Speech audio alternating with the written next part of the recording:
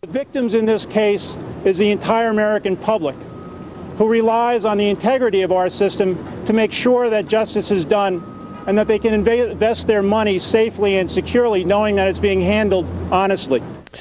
The U.S. Attorney talking about his legal victory against Martha Stewart. So how will this affect the Martha Stewart brand? Seth Siegel is chairman of the licensing division at the Beanstalk Group. Today's big question, Seth, what will happen to Martha Stewart's business empire if, or rather when, she goes to jail? What the challenges for the company is immediately is to divorce Martha Stewart, the person, from Martha Stewart, the brand. Martha herself should have done this years ago, long before she was in any jeopardy. She made herself too front and center with the brand and created a hazard for the longevity of her company. Okay, but today the company was already tanked, and it's probably going to continue to lose value over the next few days. How would you do this? How would you separate Martha from Martha Stewart Living? What you need to do is there still is a large core of people who really don't care about the legal proceedings against Martha.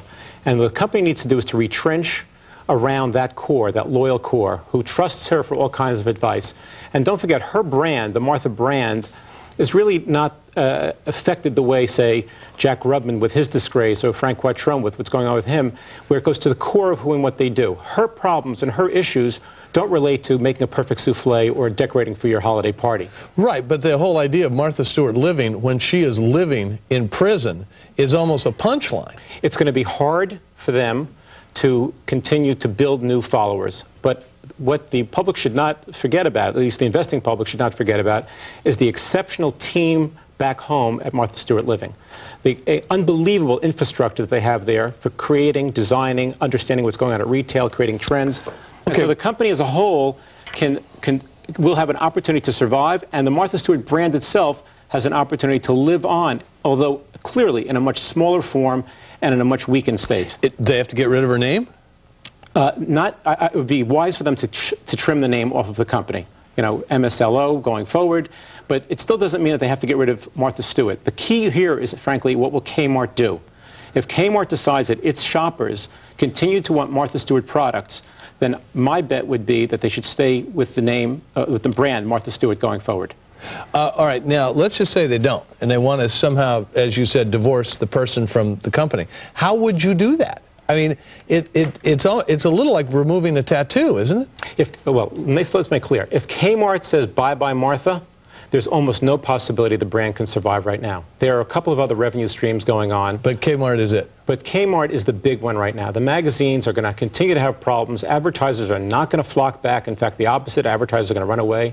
Subscribers are going to start to drop off, and they have had a problem already. It's been announced the last few quarters that they're having trouble attracting new subscribers and new readers. So they're going to be like a boat that's loaded with too much water and will start to sink. As a branding expert, if you had been in on the planning of the Martha Stewart defense, would you have been in there pounding the table and say, she has to get on the stand. She has to testify. They have to hear from her. The public has to hear from her. You can't let her sit over there while people are saying she's guilty with her mouth shut. I'll go further. I think she was crazy to go to trial. She should have just pled guilty. She should have worked out the best deal she could have gotten, even if it meant a little bit of jail time and a big fine. She should have said, I'm real sorry, I was stupid, it doesn't go to the core of who I am. But I think it's one of these things where between some degree of arrogance and some degree of maybe thinking she's bigger than the system, she chose to go forward. Or she thought that maybe that would sink her enterprise. But the mistake she made, I think, was forcing this issue, because the jeopardy she put herself in and her company and her brand and all those employees is exquisite. What is the value, you guess, that's going to be lost? First, the big hit in the first place when she was indicted, and now the hit that she'll take when she's been found guilty. Well, there's numerous hits. First of all, the share price itself, we've seen today already, a complete tanking of the stock price. Would not surprise me if it goes down a little bit more. But if the company can quickly come out with a new strategy around the new brand, possibly an acquisition with some of their spare cash, it doesn't mean the company as a whole has to go bye-bye. The brand, as I say, will definitely weaken over the near term. Is there any way for her, in this period where she is incarcerated, to continue to contribute to the desire of most Americans to live better in their own home. Or is she out of it? Well, John, get to before she even goes to jail.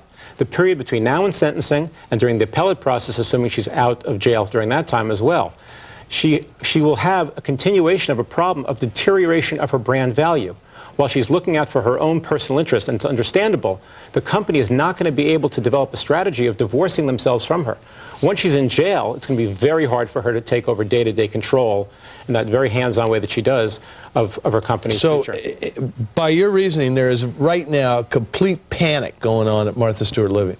Look, they have had how many months, how many years now of getting ready for this moment. So I think there's really more a sense of depression.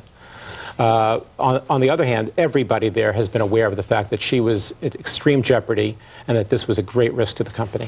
Seth Siegel, chairman of the licensing division of the Beanstalk Group.